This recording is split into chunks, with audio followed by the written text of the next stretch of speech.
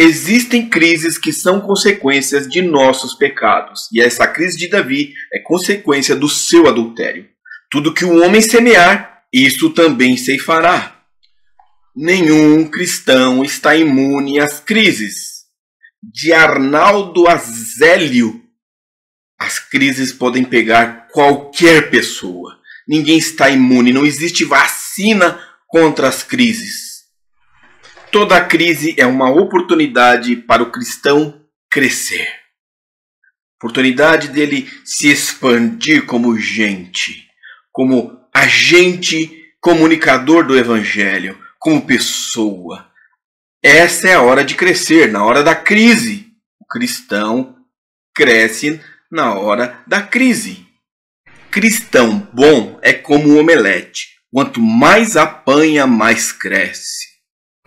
O texto que eu irei interpretar para vocês é Salmos capítulo 3, do 1 ao 8. A pergunta do vídeo é: o que fazer em tempos de crise? Respondo já, depois da contagem regressiva.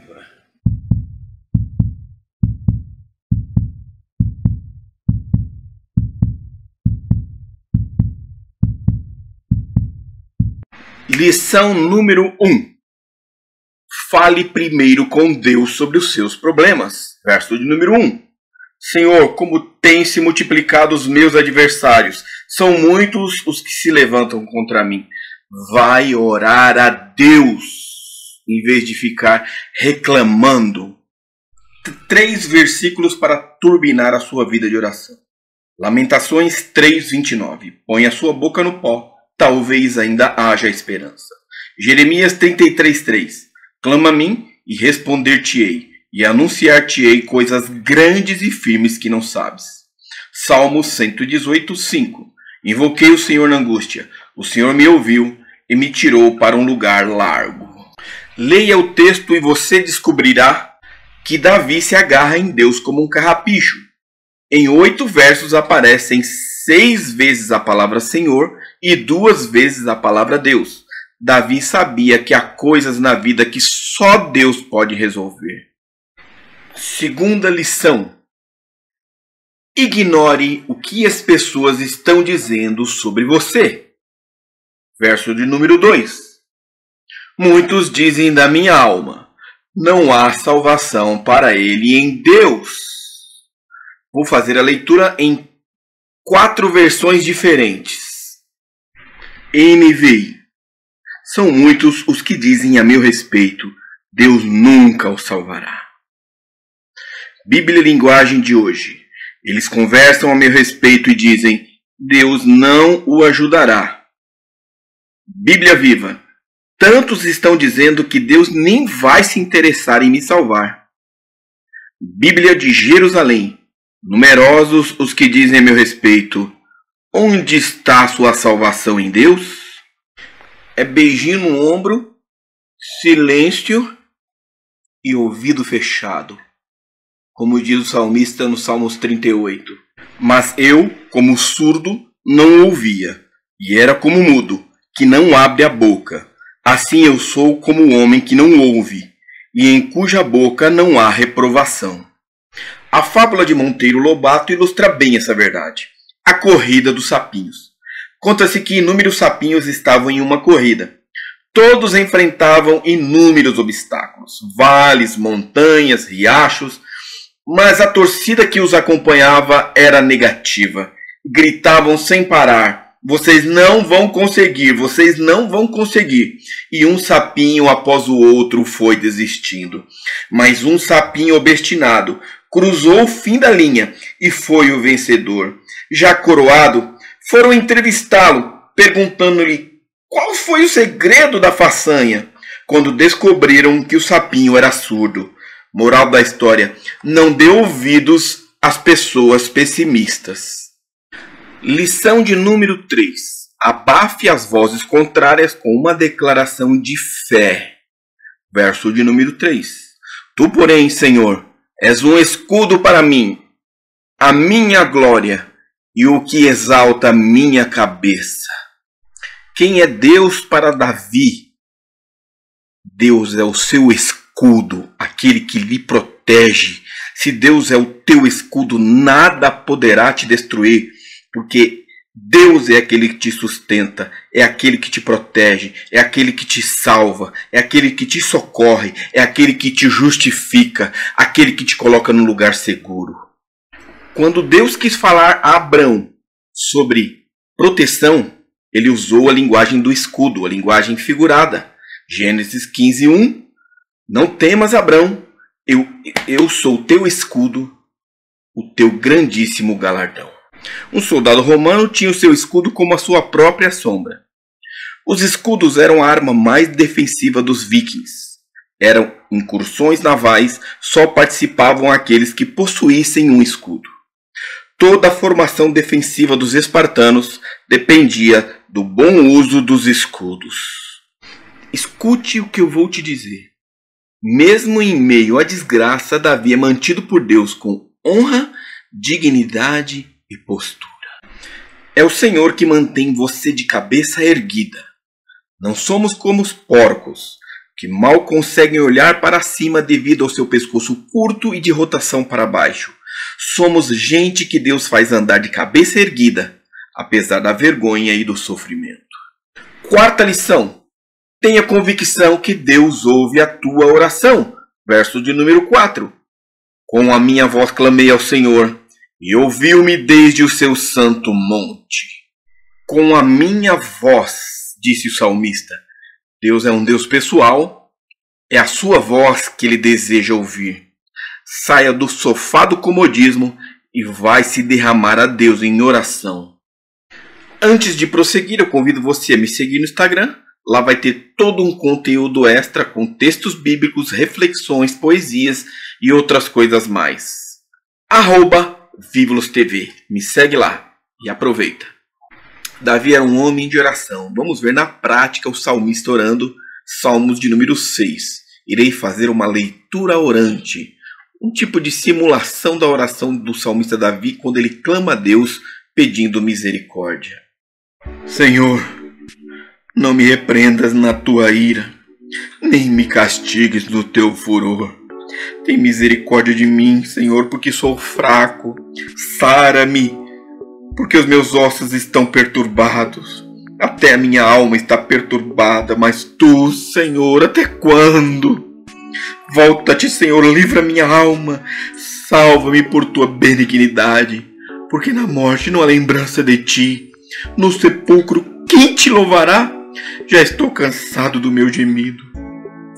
Toda noite faço nadar a minha cama, molho o meu leito com as minhas lágrimas. Já os meus olhos estão consumidos pela mágoa e têm se envelhecido por causa de todos os meus inimigos. Apartai-vos de mim todos os que praticais a iniquidade, porque o Senhor já ouviu a voz do meu pranto. O Senhor já ouviu a minha súplica, o Senhor aceitará a minha oração.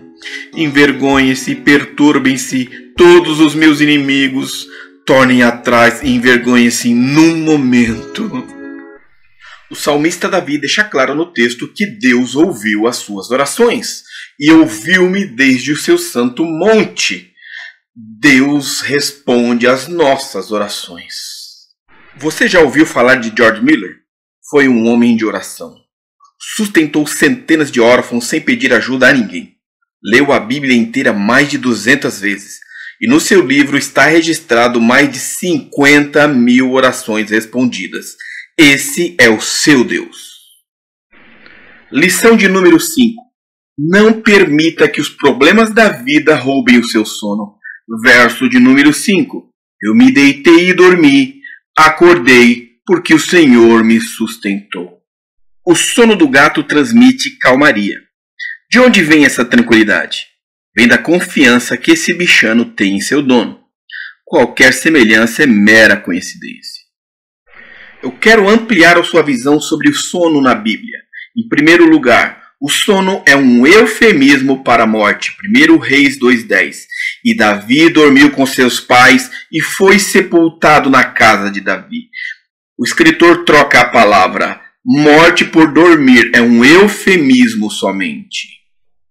Em segundo lugar, o sono é uma metáfora para o erro e o mal no meio do povo de Deus. Efésios 5,14.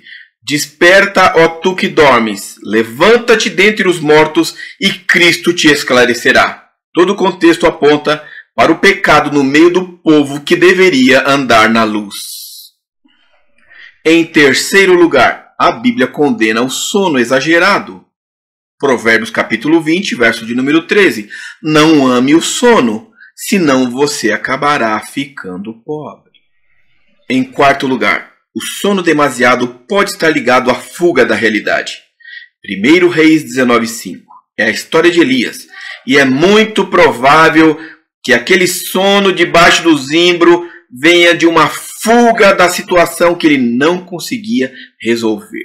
Um tipo de depressão. Em quinto lugar, a qualidade do sono está ligado à honestidade. Eclesiastes capítulo 5, verso de número 12. Doce é o sono do trabalhador. Quer coma pouco, quer coma muito, mas a fartura do rico não o deixa dormir. Eu entendo muito bem isso, que na hora de colocar a cabeça no travesseiro, a honestidade, a sinceridade, a consciência limpa diante de Deus é um refrigério para dormir. Em sexto lugar, Provérbios linka o sono suave à sabedoria. Provérbios 3:24. Quando se deitar não terá medo e o seu sono será tranquilo. Este é o bônus para aquele que adquire sabedoria, uma noite abençoada no seu travesseiro. Em sétimo lugar, dormir bem em meio às crises é uma questão de fé. Salmos 4, verso de número 8. Em paz me deito e logo adormeço, pois só tu, Senhor, me fazes viver em segurança. Em oitavo lugar, o sono de Jesus em meio a uma tempestade é o maior exemplo para nós. Marcos capítulo 4, verso de número 38. Jesus dormia enquanto o barco ia a pique. Se você quer saber como se comportar em meio a uma crise, em meio às crises da vida, olhe para Jesus. Em nono lugar, Deus cuida dos seus filhos enquanto eles dormem.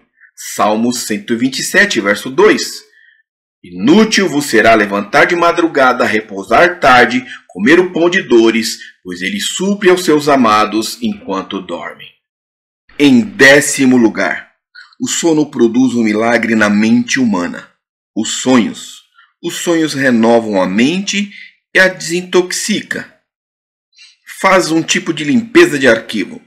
Quando sonhamos, podemos receber revelações da vontade de Deus para a nossa vida, porque Deus na Bíblia fala através de sonhos. No ano de 98, sonhei que estava sendo presenteado por Deus com habilidades para ensinar a palavra e hoje estou aqui. Bendito sonho. Lição de número 6. Não permita que o medo te acovarde. Verso de número 6. Não temerei 10 milhares de pessoas que se puserem contra mim e me cercam. Medo todos temos. O medo é um mecanismo de proteção e de autopreservação. Entrar em um riacho com um urso pardo dentro dele não é sinal de coragem, mas de insanidade. Porque Deus não nos deu espírito de covardia, mas de fortaleza e de amor e de moderação. Coragem é a capacidade de agir apesar do medo. A história de Gideão ilustra bem essa verdade. Como Gideão oscila entre o medo e a coragem em tantos momentos. Todos nós somos Gideão, por causa da fragilidade de nosso ser. Balançamos em meio à incerteza e à fé, timidez e à ousadia, ao dilema e à decisão. É Deus quem nos dá um coração valente e corajoso. Só Ele pode nos tornar crentes ousados. O salmista usa uma hipérbole para afirmar que um com Deus é maioria, quando ele afirma que não terá medo de 10 milhares de pessoas que se levantarem contra ele e o cercarem. O profeta Eliseu se junta a Davi nesse mesmo espírito de coragem, quando a Síria declara guerra contra Israel. Segundo Reis capítulo 6. Geazi, o servo de Eliseu, estava escovando os dentes, sai para lavar o rosto e se depara com um cerco. Faz um relatório negativo e o leva a Eliseu, dizendo-lhe: estamos lascados, profeta. Eliseu lhe responde: não temas, porque mais são os que estão conosco do que os que estão com eles. Eliseu orou e pediu a Deus: Senhor, abra os olhos desse moço. E Geazi viu que o monte estava cheio de cavalos e carros de fogo em redor de Eliseu. Não temas, não temas, não temas. Deus é com você. Em sétimo lugar, nossos inimigos são inimigos vencidos, leões desdentados. Verso de número 7 e número 8. Levanta-te, Senhor, salva-me, Deus meu, pois feriste a todos os meus inimigos nos queixos, quebraste os dentes aos ímpios. A salvação vem do Senhor, sobre o teu povo seja a tua bênção. Levanta-te é frequentemente usado no Antigo Testamento como chamado para uma manifestação do poder de Deus para a salvação ou julgamento. É um grito de guerra para Deus lutar contra os inimigos.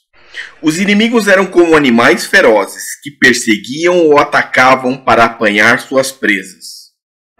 O salmista usa a expressão ferir no queixo e quebrar os dentes. A derrota deles foi descrita apropriadamente como a quebra e o esmagamento de suas queixadas. Feriste e quebraste refere-se à experiência do passado e à confiança de que a libertação certamente viria. O salmista Davi encerra apontando para o alto: a salvação vem do Senhor, sobre o teu povo seja a tua bênção. Glória a Deus. Encerro com 3 palavras que permeiam todo o texto. Elas estão ditas, mas não estão escritas, e remeto todas elas ao Evangelho de Jesus: conflito, certeza e celebração. Conflito. Reconheça suas fraquezas, assuma suas culpas, busque a misericórdia de Deus. Você é um pecador. Certeza. Confie no amor de Deus. Deus é o único conforto inabalável das nossas almas. Somos moralmente falhos, mas em Deus vemos uma justiça perfeita. E por último, celebração. Cristo morreu por nós. Esse é o motivo da celebração. A salvação vem dele. Jesus é o único vitorioso e todos os que creem nele são seus coerdeiros. Desfrute dessas bênçãos. Deus te abençoe.